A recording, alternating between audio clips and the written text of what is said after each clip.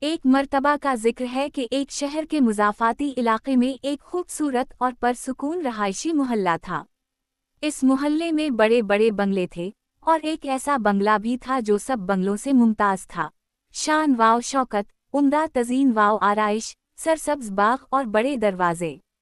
اس بنگلے کی مالک خاتون مینا خوبصورت، باادب اور مہذب تھی۔ وہ اس محلے میں اس لیے مشہور تھی کہ وہ بڑے بناوٹی انداز کی نہیں بلکہ حقیقی نرم دلی اور خلوص سے پیش آتی تھی۔ مینا نے شادی کے بعد اس بنگلے کو سنبھالا۔ شروع میں اس بنگلے کی دیکھ بھال کرنا آسان محسوس ہوتا تھا۔ ملازم، مالی، باورچی، صفائی کرنے والی سب موجود تھیں۔ مگر کچھ عرصے بعد مینا نے محسوس کیا کہ صرف باہر سے شاندار بنگلہ کافی نہیں، اندر بھی ہر رکنے گھر کو محسوس ہونا چاہیے کہ وہ قدر کی نگاہ سے دیکھا جائے۔ میکر رہنے والے ملازمین، جن میں رزق بخش مالی، نذیر نام کا باغبان، سلمہ نام کی صفائی کرنے والی اور رضوان نام کا باورچی شامل تھے، ان سب کے ساتھ مینا نے ایک دن بیٹھ کر بجٹ اور کام تقسیم کیا۔ انہوں نے طے کیا کہ ہر ہفتے ایک دن وہ سب اکٹھے بیٹھیں گے، کام کے مسائل بیان کریں گے اور خوشی غم بانٹیں گے۔ اس سے ملازمین میں اعتماد اور محبت پیدا ہوئی۔ گھر کے اندر مینا نے ایک روایت شروع کی۔ ہر صبح وہ سب کے ساتھ چائے پیتی، سب سے بات کرتی اور ان کی خیریت پوچھتی۔ اگر کوئی مشکل ہو تو حل کی کوشش کرتی۔ اس معمول نے چھوٹے ملازمین کے دل جیت لیے۔ وہ کام کرنے لگے، پہلے سے زیادہ احتیاط سے اور مخلصی سے۔ لیکن ایک دن محلے میں ایک نئی عورت، زہرا، اس بنگلے کے قریب دی تھی، اپنی شہرت بنانے کے لیے۔ زہرا نے محسوس کیا کہ اگر اس نے بنگلے کی ہاؤس وائف کا درجہ حاصل کیا تو وہ لوگ اس کے ساتھ ملیں گے، اس کی عزت کریں گے۔ اس نے دھیرے دھیرے ملازمین سے چھوٹی چھوٹی باتیں کرنا شروع کی، ان سے پیار بڑھانے کی کوشش کی، لیکن اس کا مقصد صرف بنگلے کی مالکہ کی جگہ لینا تھا۔ زہرا نے یہ منصوبہ بنایا کہ وہ روزانہ کام کے دوران ملازمین سے ملے، ان کے کام کی تعریف کرے، ان کی چھوٹی سی خدمات کا بڑا ذکر کرے اور محفلیں سجائے، سب تاکہ وہ دوست بن جائیں۔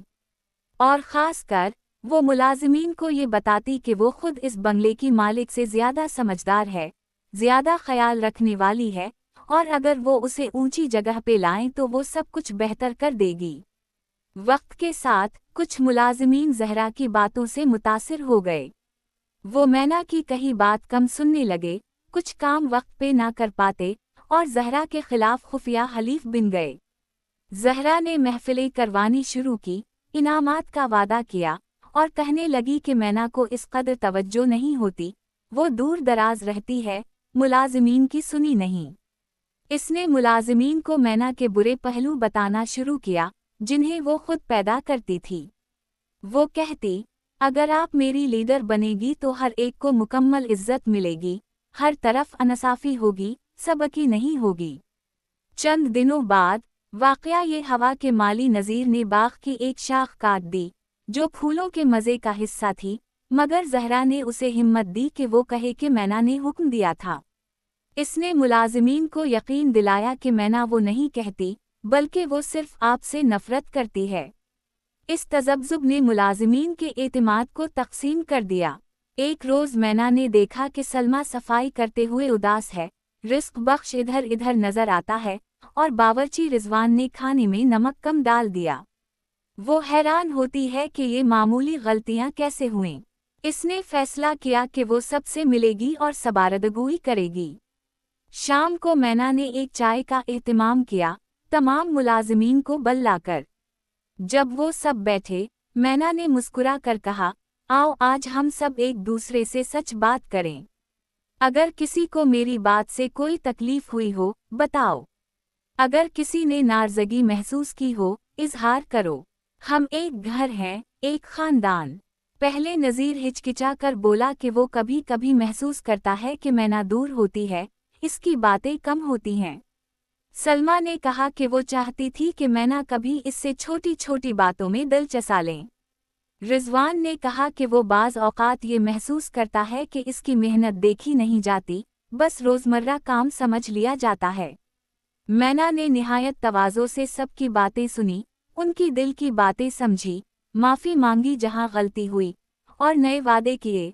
वो हर दिन थोड़ी देर हर मुलाजिम से अलग वक्त बात करेगी, उनकी छोटी खुशियाँ बांटेगी, उनकी शिकायत दूर करेगी। मगर सबसे अहम बात वो ये कि इसने कहा, हम सब एक समझौते पर हैं, सच्चाई, खिदमत और मोहब्बत। अगर कोई दरमियान में दूसरा आ जाए, मकसद सिर्फ इख्तिदार हो या शोहरत, वो हमारे रिश्ते को बिगाड़ देगा। फिर ज़हरा को बल्ला कर सामने लाया। मैना ने खुश अखलाक़ी से उसे सुना कि वो क्या कहना चाहती है। ज़हरा ने कहा कि वो चाहती थी कि मुलाजिमीन उसे पसंद करें, उसे कायद माने। मैना ने मुस्कुरा कर कहा, अगर तुमने खुलूस दिल से खिदमत की होती तो मैं खुश होती। मगर जब मकसद खुद को बढ़ाना हो, लोगों की इज्जत लेना हो, रफ़ाक़त को बाज़ीचाए अतफ़ाल समझना हो, वो रिश्ता नहीं बच सकता। मैना ने ज़हरा को भी मौका दिया कि वो एक हफ्ते के अंदर सबको अपने वादे पूरे करने का मौका दे। मगर वो वादे सिर्फ बातों के रहे। ज़हरा ने कुछ दिन मुलाजिमीन को तहाइफ दिए, शुक्रिया कहा, मगर जब काम का बोझ ज़्यादा आया तो फिर अंदाज बदल गया। इल्ज़ामात लगाने लगी, मुलाजिमीन को तनकीद का निशाना बनाया और उनके साथ अदल नहीं रहा। एक दिन वो छोटी सी गलती से सालन जला बैठी, इसे मुआफ़ कर देने का वक्त न मिला, उसने आवाज़ें बुलंद कीं। मुलाजिमीन के दिल टूट गए, इन्हें एहसास हुआ कि वो इसकी दोखली पॉलिसियों का हिस्सा बने थे। तब इन्होंने मैना के पास आकर अपनी वफादारी का बयान किया और कहा कि वो वापस आना चाहते हैं, वो चाहते हैं कि वो उनकी रहनुमा रहे, ना कोई खुद गर्ज शख्स। मैना ने सबका शुक्रिया अदा किया और कहा कि वो वादे पूरे करेगी।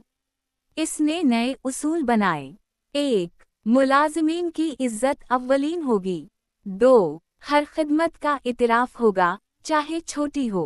3. अगर कोई मुश्किल हो तो इसकी शनवाई होगी। 4. पाबंदी वक्त की, मगर नरमी और समझ के साथ। चंद हफ्तों के बाद बंगले में वही अमन व दोस्ती वापस आ गई। बाग खूबसूरत फूलों से भरा, हर कोना चमक रहा था, मुलाजिमीन खुश थे, मैना खुश थी। ज़हरा ने देखा कि उसका मंसूबा ख़त्म हो गया, क्योंकि खुलूस और मोहब्बत की जगह ना बिन सकी। इसने उदासी से वो इलाका छोड़ दिया, मगर मैना ने उसे रुखसत देते हुए कहा, तुमने सीखा कि इज्जत कमाई जाती है, मोहब्बत दिल से मिलती है, ना कि खुद को बड़ा बनाकर। अगर कभी तुम सच मखलसी अपनाओ, वापस आना, मकान तुम्हारा दरवाज़ा हमेशा खिला है।